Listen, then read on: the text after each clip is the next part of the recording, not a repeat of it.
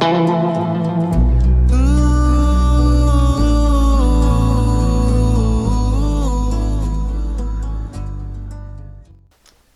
happy Friday, everyone. It's that time, and we're going to have our story time and our groaner of the week. But first, our shout-out. And this week's shout-out goes to a great channel. You'll really enjoy it. If you don't check it out, it's your loss. Today we're shouting out Deb's Way. So, Deb, hope to send some people your way. Enjoy your channel. Really would have liked to try your strawberry jam you made the other day. It sure looked good. So everybody go over, check out Deb's Way. Alrighty, now it's story time, and we're continuing our lovely story of Robin Hood. And today's chapter, chapter 7, is titled, How Maid Marian Was Wedded. Let's get to it, shall we? While Robin Hood and his men made merry around their campfire, singing ballads and drinking loyal toasts to King Richard, still a captive across the seas, according to Prince John. While the cheerful band in Sherwood Forest ate, drank, and sang, a very different sort of gathering was being held in the Abbey of St. Mary's. There 4 men were sitting around the polished table.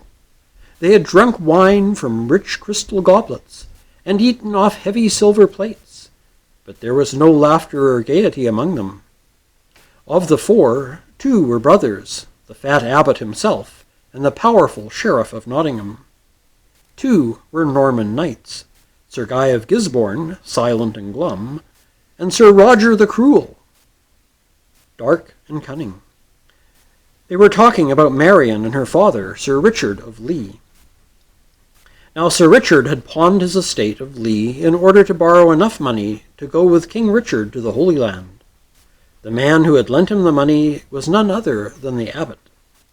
The debt fell due at the end of the month. Unless it was paid by then, the abbot could seize and keep the estate of Lee. He rubbed his fat hands together in pleasure at this thought, for Sir Richard's estate was worth 10 times as much money as he had lent him. He spoke to Sir Roger the Cruel. "I think I can be sure that Sir Richard will not turn up in time to pay his debt. Is it not so?" Sir Roger stroked his black mustache. "Yes, my lord abbot. I can promise you that Sir Richard will not come. You shall have the rich lands of Lee." "But I? What do I get in exchange?" The abbot's small eyes came as near as they ever did to twinkling. "What say you, Sir Roger, to the prettiest creature in all Nottinghamshire? You know whom I mean. The little songbird is safely caged upstairs." "Marian?" Sir Guy asked. The abbot lowered his chin in agreement. "Sir Richard's own daughter, a fair bargain. I get Lee, and Sir Roger gets the young lady." "But what if she refuses to marry him?" asked the sheriff. "They say she still pines for that outlaw, that scoundrel, Robin Hood." "She will not be asked," said the abbot. "I am her legal guardian, and I have decided to give her in marriage to my good friend Roger." Sir Roger refilled his wineglass. His dark eyes gleamed with pleasure at the thought of the lovely Marian. "And when can I have her?" he asked. "Not so fast, my friend," said the abbot.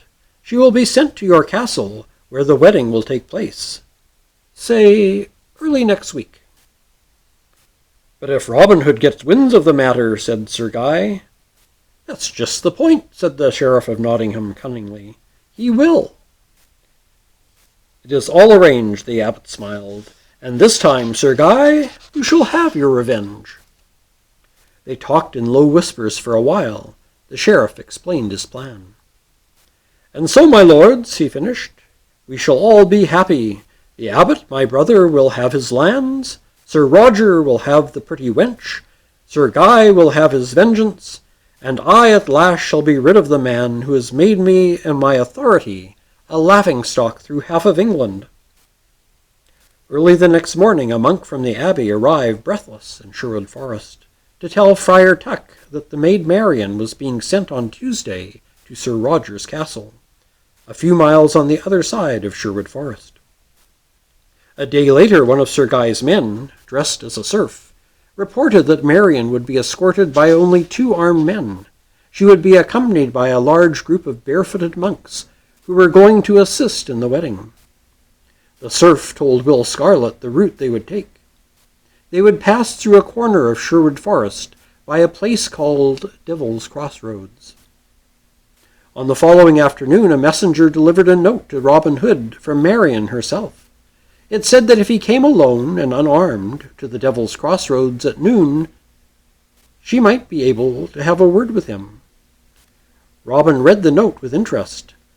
The handwriting was almost like Marian's. Tuesday came, and all was unusually quiet in Sherwood Forest. Sir Guy's serf, who again chanced to run into Robin Hood, went back to the abbey to report that Robin and 1 or 2 of his companions were lazily playing dice, while the others had wandered off on their own, probably to the neighboring alehouses.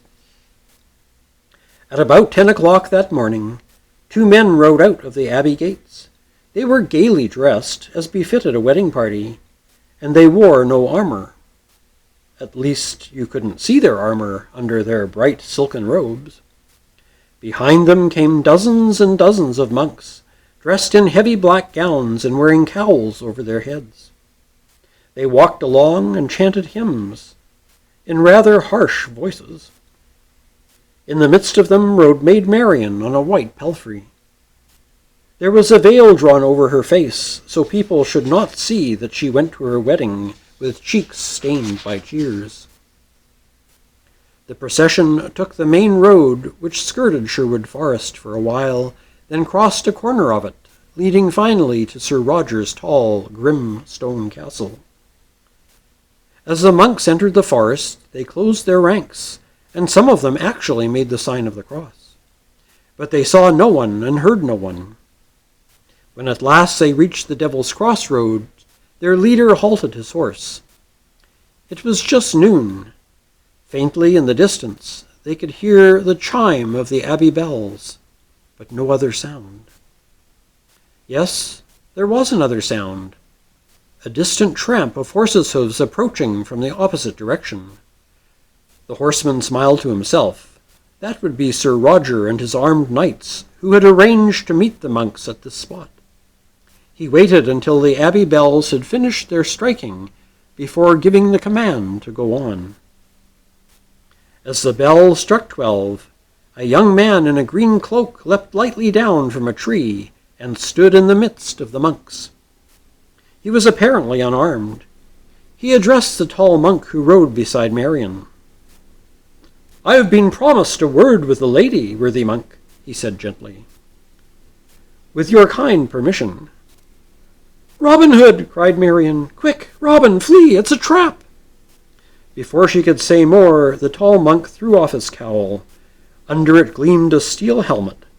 The monk was Sir Guy of Gisborne. "Take him, men!" he shouted. "Take him alive, for I wish to have the pleasure of hanging him myself." "Neither alive nor dead, Sir Monk," said Robin, pulling his longbow from under his folds. As quick as a wink he fitted an arrow to the string. He bent the bow so fiercely that the stout ash creaked in his hand. "The first man who moves is a dead man," he said. For by this time all the so-called monks had thrown aside their disguises. They were, as Robin Hood had known all along, Sir Guy's own armed men. They stared at Robin. He had leapt up onto the high mound which marked the center of the crossroads, and his keen blue forester's eyes noted every motion they made. They stared at Robin, and they stared at the deadly arrow notched in the quivering bowstring. Many of them had seen Robin Hood shoot at the fair in Nottingham, and not one dared raise a finger. Marian saw how the host of armed soldiers trembled before a single man, and she felt her heart beat with pride. She loved Robin at that moment more than ever before. "And now, Sir Monk," said Robin coolly, "I should be grateful for that word with the lady. Or perhaps I had better escort her myself, since you and your men are so obviously cowards." Sir Guy flushed, but he was afraid to reply. Marian herself quickly spurred her palfrey to one side. Robin signaled to her to take the path on the left. For at that moment the sound of galloping horses grew louder behind. Sir Roger's men were almost upon him, and it was no place for a woman to be. Sir Guy smiled in triumph, but Robin only grinned back. He was quite aware that treachery had been planned, and he knew that Will Scarlet and Little John had prepared a welcome for Sir Roger. As the horsemen thundered up, a score of green-clad figures dropped like apples on their heads. The trees above were alive with Robin Hood's men. In a moment the air was thick with arrows. Swords flashed in the cool shade of the woods. Knights in armor, used to fighting in the open, were hopelessly hemmed in. The metallic sound of armored bodies crashing to the ground mingled with the shouts of the warriors. Robin Hood shot coolly, but with a speed which bewildered his enemies. He was everywhere at once. A dozen of Sir Guy's men had fallen before others began to run for safety. Sir Roger's men also were in full retreat. Out of the corner of his eye, Robin saw Little John wielding a huge cudgel, felling knights and horses alike. He saw Friar Tuck pick up a man in a monk's robe and toss him over the hedge. Friar Tuck had already discovered where the party carried its food supplies, and in between knocking people's heads together, he had found time to swallow half a ham. It was a sorry band of stragglers who at last escaped from Sherwood Forest that day to tell the Sheriff of Nottingham that his plan had failed. Sir Guy, nursing a wounded arm, went back to the abbey, this time on foot. Sir Roger returned to his gloomy castle without the bride he had set his heart on. Where was Marian? In the midst of the outlaw band.